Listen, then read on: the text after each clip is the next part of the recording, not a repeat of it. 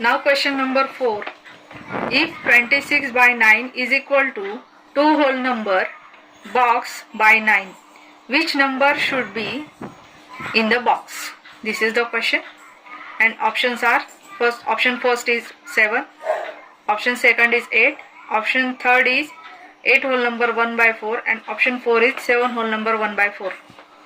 So we have to find out the number, which number should be in the box. Okay, तर आपल्याला असा number शोधायचा आहे तर ज्यांचं उत्तर 26 येईल.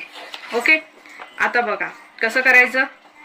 26 by 9 is equal to 2 whole number box by 9 हे लिहून घेतलं आधी आपण. ठीक आहे, मग आता आपल्याला माहिती आहे या दोघांमध्ये काय असतं, 9 आणि 2 मध्ये काय होतं, मल्टिप्लिकेशन होतं, आणि वरचा बॉक्स मधला जो नंबर असेल तो आपल्याला ऍड करायचा आहे, आणि तो ऍड केल्यानंतर इथे 26 यायला पाहिजे. 26 बाय 9 हे आन्सर यायला हवं. आता 9 2 जार किती होतात, 18. मग 18 मध्ये 18 मध्ये किती ऍड केलं की 26 येणार.